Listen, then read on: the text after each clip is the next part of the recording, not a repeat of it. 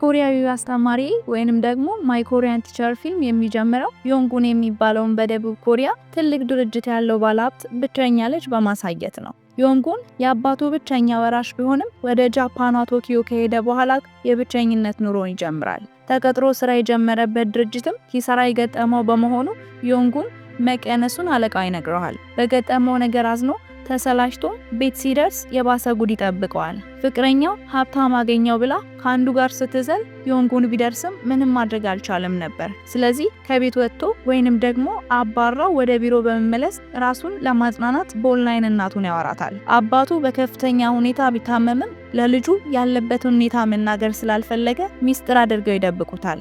እናቱ ወደ ኮሪያ ተመልሶ የአባቱን ድርጅት እንዲያስተዳድር ብትጠይቀውም ዝግጁ እንዳልሆነ የሚያስበው ዮንጉን በጃፓን ለመቆየት ወስኖ እናቱን ይሰናበታታል። ዮንጉን ሌላ ደንበኛ ቢያገኝም ስራው ግን ከአንድ ወር በላይ መዝለቅ አልቻለም ነበር።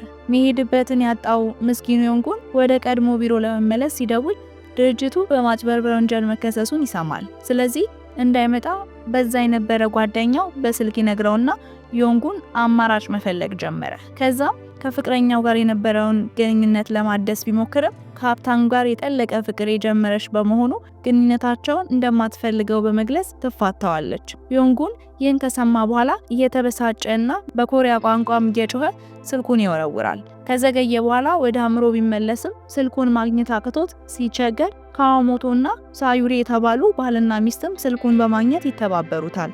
እነሱም የተወሰነ የኮሪያ ቋንቋ ስለሚችሉ በጋራ ባህር ሄደው ምሬቱን ከሰሙት በኋላ ስላዘኑለት የኮሪያ ቋንቋ አስተማሪ እንዲሆን የስራ እድል ይሰጡታል። ካዋሞቶና ሳዩሪ የውጭ ቋንቋ ማሰልጠኛ ያላቸው ሲሆን የኮሪያ ቋንቋን ለማስተማር ተጨማሪ አስተማሪ ያስፈልጋቸው ነበር። ዮንጉን ችግሮቹን ለማሳለፍ ስራ የሚያስፈልገው ስለነበረ የሰጡትን የስራ እድል ምንም ሳያቅማማ ይቀበላቸዋል። ከዚህ በፊት አስተምሮ ስለማያውቅ በብዙ ሰው ፊት ቆሞ ስለማያውቅም በመጀመሪያ ለማስተማር ሲቆም ፍርሃትና ግራ መጋባትም ይዘዋል። በተለይ ሳኩራ የምትባል ኮስታራ ሴት ተማሪው ፊት ሲቆም ይበልጥ ግራ ይጋባል። ሳኩራ ለብቻዋን የ7 ዓመት ልጅ የምታሳድግ ከአያቷና ከወንድ ልጇ ጋር የምትኖር ሴት ተማሪ ናት። ሳኩራ የኮሪያ ቋንቋን መማር የጀመረችው በኮንትራት የምትሰራበት ቦታ የኮሪያ አስጎብኚ ክፍት የስራ ቦታ ስላለ ነው። ከዚህ በፊት የቃለ መጠይቅ ሲደረግላት የኮሪያ ባህልን እንደምትወድና የተወሰነም ቋንቋውን እንደምትረዳ ብትናገርም ስለማትችል እንዳትዋረድ ትፈራለች። የዮንጉንን ክላስ በሙሉ ትኩረትና በጥያቄ የምትከታተል ብቸኛ ተማሪው ነች። አሁን በድርጅቷ ያላት ቦታ ቋሚ ባለመሆኑ ቋሚ ለመሆን የኮሪያን ቋንቋ ጠንክራ ተምራም ያለውን ክፍተት መሙላት እንዳለባት ታምናለች። አያቷና የ7 ዓመት ልጇን ለማኖር ስትልም ጠንክራ መማርና መስራት ያለባት ሲሆን ያሏትም ቤተሰቦቿ ሁለቱ ብቻ ናቸው። የሳኩራ ልጅ አባት እሷንና ልጇን ትቷቸው የሄደው ገና ከመውለዷ በፊት ነበር። የኮሪያ ቋንቋ በፍጥነት ለመልመድ ካላት ፍላጎት የተነሳ በባስ ስትሄድ ሁሌም የኮሪያን ቋንቋ ቃላት ትለማመዳለች። ያንን ቀን የድርጅቱ ኃላፊ ወደ እሷ በመምጣት አንድ የኮሪያ ድርጅት አብሯቸው ሊሰራ እንደሚፈልግ አለቃዋ ነግሯት ይሄዳል። በተመሳሳይ ጊዜ ዮንጉን ስራውን በጣም ለምዶት በደስታ መስራት ጀምሮ ነበር። ከምንም በላይ ደግሞ ለትምህርቷ ትኩረት ሰጥታ የምትማረውንና ታታሪ የሆነችውን ሳኩራ ትኩረቱን ስለሳበችው በራሱ የሚታይ ለውጥ ማምጣት ችሎ ነበር። በቀጣይ ዕለት ከኮሪያ ኤጀንሲ የተላከ ኢሜል ስለደረሰው አለቃዋ እንድትተረጉምለትም ሰጣት። ሌሊቱን ሙሉ ለመተርጎም ብትሞክርም ስላልቻለች ወደ ዮንጉን በመሄድ ቅዳሜና እሁድን ተጨማሪ ክላስ እንዲሰጣት ጠይቀዋለች። ዮንጉን ማታ ላይ ካዋሞቶና ሳዩሪን ባር ውስጥ ካገኛቸው በኋላ ሳኩራ የነገረችውን የተጨማሪ ሰዓት ክላስ ጉዳይ ይነግራቸዋል። ሳኩራ ግቧን እንድትመታ ዮንጉን ተጨማሪ ክላስ ሊሰጣት እንደሚገባ ካዋሞቶ በሹፈት ለዮንጉን ይነግረዋል። ይህ ተጨማሪ ክላስ ወደ ሳኩራ ለመቅረብ ለዮንጉን ጥሩ አጋጣሚ እንደሆነ ሲነግረው ይስቃሉ። ዮንጉን በሳኩራ ስለተማረከ ወደ እሷ በሄደ ቁጥር ራሱን ያስተካክላል። በትርፍ ቀን ሲለማመዱ ሳኩራ እንዳስጎብኚ ዮንጉን ደግሞ እንደ ጎብኚ ሆነው እየተለማመዱ ስትሳሳትም ዮንጉን ያስተካክላታል። ምሳ አብረው እየበሉ ሲያወሩ ቅርበታቸው በጣም ይጨምራል። ከዛም ሳኩራና ዮንጉን ወደ ከተማዋ በመሄድም ገበያ ይገባሉ። እንደ አጋጣሚ ሆኖ ሁለቱም ለመግዛት የሞከሩት ቲሸርት አንድ አይነት በመሆኑ ደስ ይላቸውና ይገዙታል። በዛው ሰዓትም ሳኩራ ስልክ ይደወልላታል። ልጇ ከትምህርት ቤት እንዳልመጣና አያቷም እግሯ ስለተጎዳ ወደ ሳኩራ ልጅ ትምህርት ቤት መሄድ እንዳልቻለችም ይነገራታል። ስለዚህ ዮንጉንና ሳኩራ ልጇን ፍለጋ ወጥተው በጋራ ከፈለጉት በኋላ ዮንጉን ያገኘዋል። ሳኩራ ካመሰገነችው በኋላ ወደ ታክሲ ተራው እየሄዱ ዮንጉን ስለ ሳኩራ ልጅ አባት ይጠይቃታል። ሳኩራ በ20 ዓመቷ እርጉዝ እንደሆነችና የልጇ አባትም ገና እርጉዝ ሆና ትቷት የጠፋ እስካሁን እንዳልተመለሰ ትነግረዋለች። የሳኩራ ልጅ ኬይ እስካሁን ድረስ አባቱን እንደማያውቀው ከነገራቸው በኋላ ባሱ ስለደረሰ ዮንጉን ለመሄድ ይዘጋጃል። ከዛም ከመሄዱ በፊት እሱ ከስራ የሚወጣበት ሰዓት ከእሷ የተሻለ ስለሆነ በየቀኑ ኬይን ከትምህርት ቤት ሊያመጣው ቃል ይገባላታል። ዮንጉንና ኬይ እንደ አባትና ልጅ ከጊዜ ወደ ጊዜ ቅርርባቸው እየጨመረ ይመጣል። ጊዜው በሄደ ቁጥር ዮንጉን የማስተማር ልምዱ እየጨመረ መጥቶ ነበር። ተማሪዎቹን የኮሪያ ቋንቋ በቀላሉ መረዳት የሚችሉበትን መንገድ እየቀየሰ ማስተማር ጀምሯል። ዮንጉን ለሳኩራ ተጨማሪ ክላስ መስጠቱን ቀጥሎ ስለነበር ቤታቸው በተደጋጋሚ መሄድና ኬይን ማግኘት ቀጥሏል። በትርፍ ጊዜያቸው በጋራ ኳስ ይጫወታሉ። በዛው ምሽት የዮንጉን እናት ደውላ ወደ ኮሪያ እንዲመለስና የአባቱን ቦታ እንዲተካ ታሳስበው፣ ዮንጉን ግን ያንን ኃላፊነት ለመሸከም ዝግጁ እንዳልሆነ ይነግራታል። የዮንጉን አባት በከፍተኛ ሁኔታ ቢታመምም ልጁ ራሱን እንዲችል ስለፈለገ አልነገረውም። በዚህን ጊዜ ዮንጉን ተማሪዎቹ የበለጠ እንዲረዱ የሚያደርጉ መንገዶችን እየፈጠረ ማስተማር ጀምሮ ነበር። ጥሩ ያመጡ ተማሪዎችም በዮንጉን የማበረታቻ ሽልማትም ስለሚሰጣቸው ደስተኞች ነበሩ።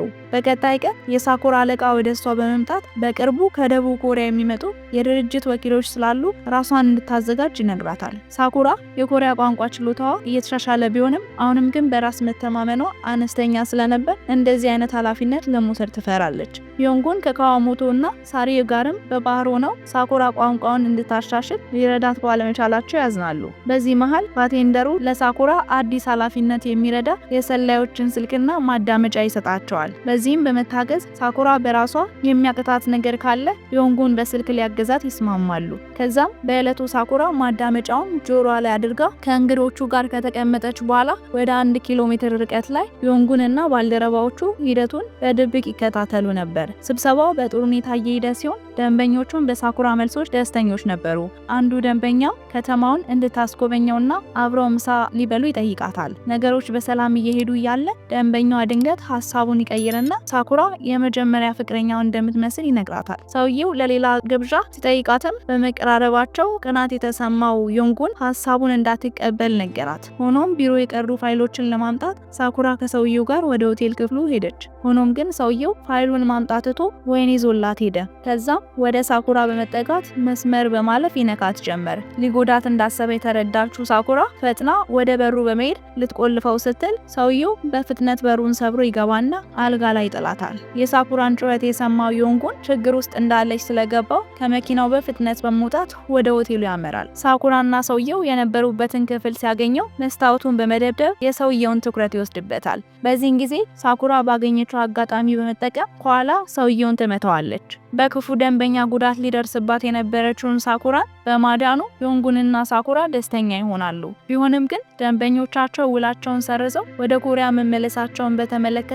ግራ የተጋባው የሳኩራ አለቃ ወደ ሳኩራ በመምጣት ምን እንደተፈጠረ ጠየቃት። ሳኩራ ባለቃዋ ሁኔታ ብደነግጥም በሆቴል ውስጥ ምን እንደተፈጠረ ሙሉን ነገረችው። ሆኖም ግን ባለፉት ጊዜያት ባሳየችው ትጋት የተነሳ የሳኩራ አለቆች ኮንትራት የነበረውን ስራዋን ቋሚ በማድረግ አመሰግኗት። በዛን ምሽት ዮንጉንና ሌሎችም አንድ ላይ በመሆን የሳኩራን ቋሚ ሰራተኝነት መሆን አከበሩት። ያን ምሽት ዮንጉን ሳኩራን እስከ ቤቷ ከሸኛት በኋላ ክላሳቸው ቢያልቅ ይገናኙ እንደሆን ሳኩራን ጠየቃት። ሳኩራ የአፍረት ፈገግ እያለች በሀሳቡ ተስማማለች። ሳኩራ ለዮንጉን የፍቅር ስሜት ማዳበር ጀምራ የነበረ ቢሆንም ሊሳሳሙ ትንሽ ሲቀራቸው የሳኩራ አያት ድምፅ ድንገት አቋረጣቸው። አያትየው እየፈጠነች መታ የሳኩራን የድሮ ፍቅረኛ ስዊች መምጣቱን ነገረቻት። ሳኩራን ሳያት ስዊች መሬት ላይ በግንባሩ ተደፋና ይቅርታ ጠየቃት። ከዚህም በፊት የሄደው አበዳሪዎቹን ሽሽት እንደነበረና ሸክም ሊሆንባት እንዳልፈለገ ይነግራታል። ሳኩራን ስዊች ሲያቅፋት እዛው ፊት ለፊት ቆሞ የነበረው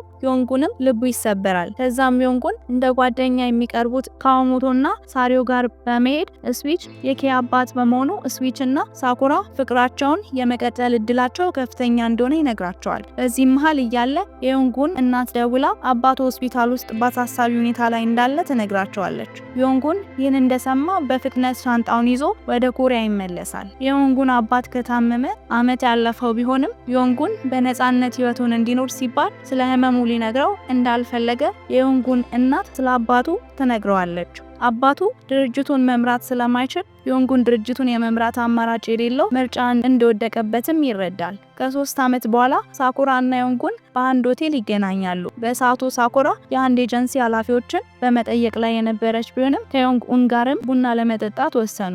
ከዚያም አንዳቸው ስለሌላቸው ህይወት በመጠያየቅ እንዴት እንዳሳለፉ ያወራሉ። በንግግራቸው ሳኩራና ልጇ ኬ ለ7 ዓመታት ችላ ብሏቸው የቆየውን ስዊች ሊቀበሉት እንዳልፈለጉና ግንኙነታቸውን በይፋ እንዳቆሙ እስካሁንም ከሌላ ሰው ጋር ምንም አይነት የፍቅር ግንኙነት እንዳልጀመረች ይረዳል። በዚህ መሃል ዮንጉን የሰጣትን ስቲከር ድንገት ይወድቅባታል። ዮንጉንና ሳኩራ እየተያዩ ፈገግ ሲሉ በማሳየት ያልቃል። ከዚህ ፊልም የምንማረው ህልማችንን ለማሳካት የሚያስፈልገን የዓላማ ጽናት ነው። ውድ ተመልካቾቻችን አብራችሁን ስለነበራችሁ እጅግ አድርገን እናመሰግናለን። በቀጣይ ፊልም ዳሰሳችን እስክንገናኝ ድረስ ቸር ቆዩልን።